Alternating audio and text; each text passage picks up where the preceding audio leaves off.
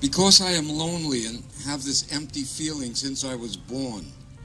Because I never felt I was in a country where I belong, not my home. Flags, countries, people who know where they come from. I do not know where I come from. Where do I come from? Sometimes I feel like a motherless child. We go to here, there, where are we? No one has exclusivity on hurting others, rich, poor, second class. I'll carry this empty feeling to my grave, to here, there, where? Where are we? I cannot trace my past. I cannot trace anything like most of you can. Sometimes I feel... You're human, I love you. It's a lonely feeling, a heartbreaker. I am heartbroken, sad, happy all the time. I'm not blaming anyone, maybe it's okay. I feel I have my own style if you knew me for what I am. I feel I should have my own country here. I'll go back to Africa, if you go back to Asia, if you go back to Europe, where am I? Where do I come from? Where do you come from? It's the day after Independence Day, but it's not my independence. I want my independence, no blood negotiation. Maybe I'm drunk, maybe I'm not important, but I feel disenfranchised. I know nothing about myself. You edit my concepts and opinions. Do I have the right to do the same? Philosophy, psychology, Freud, science, that may all be all right, but they are your concepts, not mine. Moon, brain, unacceptable. You don't know me. Colors, prints, cars, buildings, if I made them, they'd be different. They'd be different. They'd be different. Supervised guys, these things do not serve me well. Lonely, in love, no animosity, second, third class, venom, atrocity, conspiracy. This could easily be a conspiracy, but maybe not. The flag looks good, but it's not my flag. Something is missing in my life. Separation, a black country, a white country, a blue country, a green country, a gray country, a yellow country, they might be good or bad. Population ratio for what? Fine, great thing. Should I try to be like you? Sometimes I feel like a motherless child. Make your own report card. Give yourself your own marks. I want to feel free to refine and govern myself. Do I have that right? I want to feel free to be the final editor of this work. Do I have that right?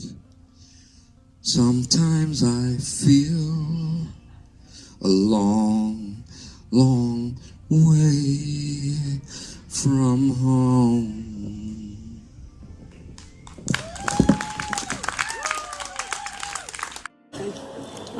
My poem is a dimensionalist game. Two parallel lines suffer separation, divide by time, multiplied in space. They suffer desolation. Sum of parallels, communication diminishes. Dominant bits, they feed the equation. Fragmented hearts resist temptation. The result of a vacuum invokes exploration. Some's an ambitious dream diminishes the humanity of your emotions. You divide a little with your machination. You multiply your ambitions. Screams, conspire, adjust explorations. About knife, simple, weak, superfluous humanoids, full of vacillations.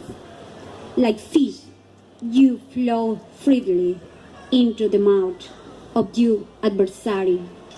You hypnotize, men work together on the ruthless. Thank you.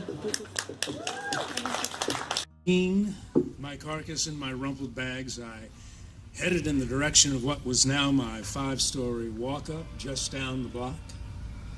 Wait, was that a corpse at the other end of the block? Just lying there on the sidewalk, surrounded by a pool of blood? Did some kind of murder or robbery just happen? Was the murderer still around?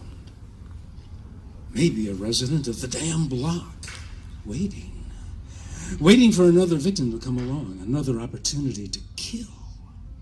No, it was nothing. Some shadows, I hoped. I prayed almost.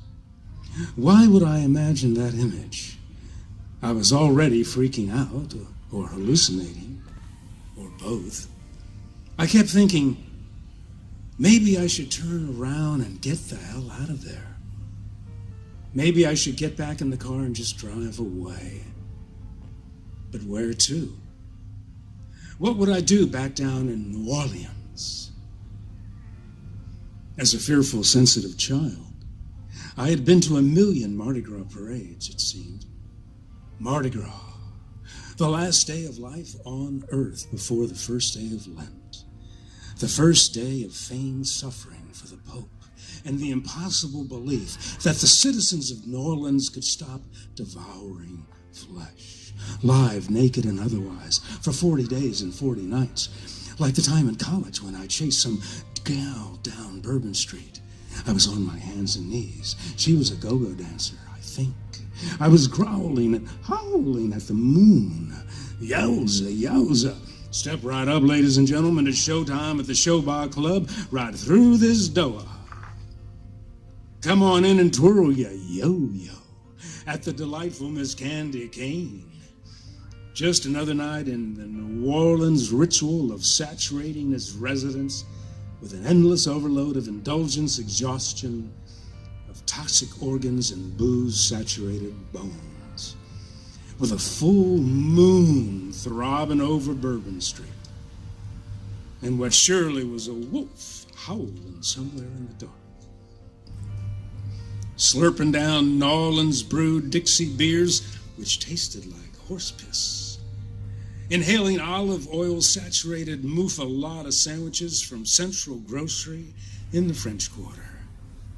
Trying to get naked with Susie D in the moonlight in the lonely, holy cemetery.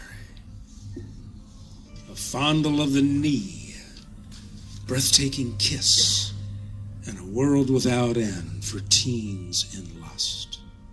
Toward the old tenement building on East 9th Street. Thank you. I'm reading 2 Paris poems. One is about Paris Zoo. The next one is Montmartre. Menagerie. It's okay?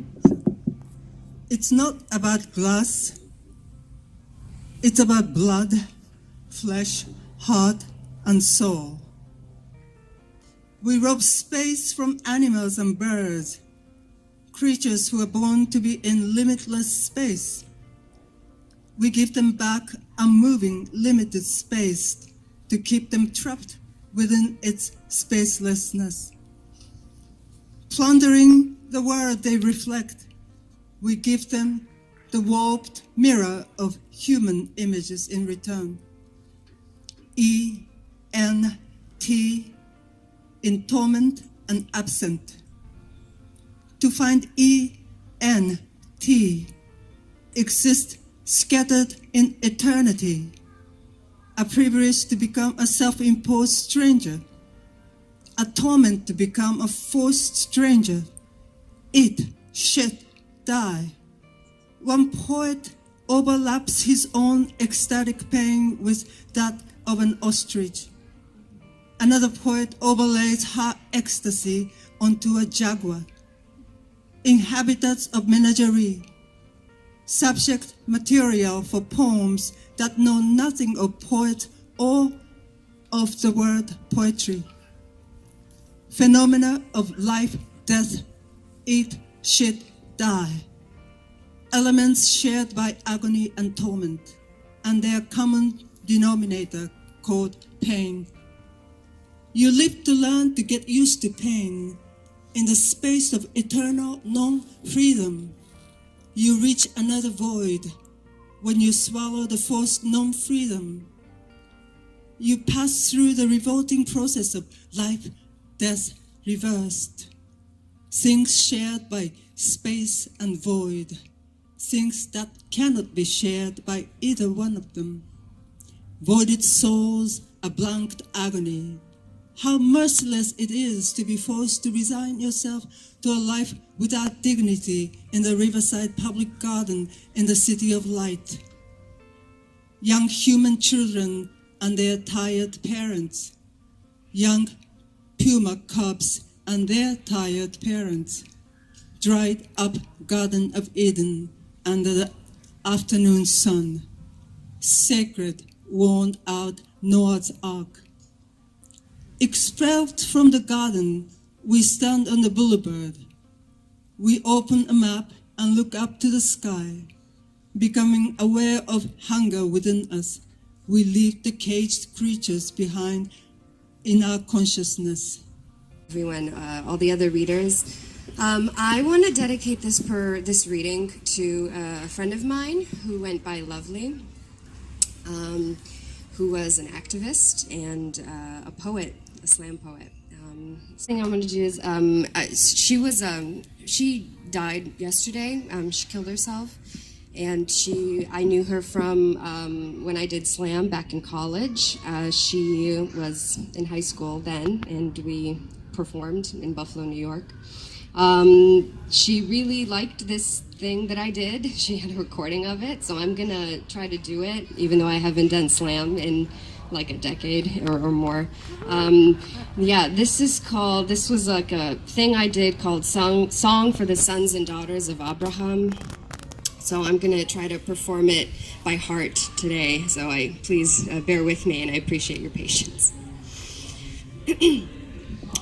By the face of a stone sitting stone-faced and cold, hypnotized by a promise as stone-faced as cold as the forearms that built it forefathers ago, in the desert, the infinite desert at home. In the wilderness, children who wander and sing parchment songs in the desert, the parched ink that sinks to the heart of the matter, the part of the sea, which is bitter and crimson and heavenly free. Mother, I know you, you rock and you roll by the rock of ages, you stop and you hold your lips to the stone and you leave it notes in the cracks and mold, and you cradle a book in the crook of your arm. In the palm of your heart beat the psalms and the song of songs, the long distant yawns of small syllables sung when your hands were young. My mother, the tongue. I know you live where the bombs are strung, where heads are hung in despair and death, the breath is held, bruises bleed in marketplaces and silences also bled. Small lies are fed, small lies, and small rooms are tank green, and wildflower blooms at the touch, a pebble thrown, a bullet blown, the wind blows in the sun, that God knows this one and takes him home. Mothers and old fathers grown by the body, guns and drums sewn to the wrist, day of atonement, and the God knows this and owns none of it. My land, my people, the land who people the land. My brother, the keeper who colors the land red equally. We couple the land supple, fertile the sacred crest. Christ and the angels, Mohammed who wanders west from the desert. He slouches towards where the walls are crumbled. Father, your sons are blessed to stumble, humble before and I'm after. Baruch atah Adonai, your absent laughter. Father, you have a river, we have a vision. Father, the God is blinded in your position. Bless me, Father, and I will inherit the earth and its fires. O God, the other, bless this land and you can retire. The bond of the word that doesn't expire, the sacred word that built man from the mire and light from the well, the same word that gave us a story to tell, told us it was good and it might well have been back then instead of the hell we are in. Walls are as strong as the voice that calls, gravel as sturdy as arms are long, songs are as pretty as echoes call. Without the people it's nothing at all. Man is the earth spun and earth is the clay, the waters of heaven divided by day, reunited at night when the sirens wail. By the dawn of the morning, my God, we failed. My God, it's this, and what cold is this, to kiss the lifeless and miss the lips. My land, my people, my land, the frigid trigger as numb as the hand. My other brother, my witness alone, displaced by the desert, but we are home. First piece is Guayaquil, 1996. The dress paled to a blue, identical to the oil paint lakes, printed and scratched up in our favorite book that the nurses read aloud. If one girl received heavy paper, the sort used for maybe a birthday card, we all knew. She was the next to wear the dress. We offered our congratulations, her leaving recognized as an anticipated arrival by now 2 countries. But these adoptive parents didn't speak Spanish, and most orphaned girls held their breath as though this might preserve their language, a girl's first land. I, crowned by a fabric bow and pressing my whole body into the screen door, sensed the uncertainty of memory. I breathed in myself to memorize the dip I took through my mother's blood in the heat of the equator, which I once felt with my forehead against her legs. My birth I outran in a stretch mark twist, an imprint along my mother's hip that I will not play or reminisce with. I am told even now that this mother may remember nothing but my eyes. A mad woman, una negra, the nurses whispered. Listening to Isa translate my new parents' questions, Zeramara, amused, pressed the hem of her skirt into her bottle-cap glasses and shook her head. Once all papers were signed, background checks conducted, and photographs flipped through, Vale called me by my second name because every orphaned girl was named Maria. Vale pulled the dress over my head, and I watched the bow disappear from my braids like a boat leaving one sea for the next.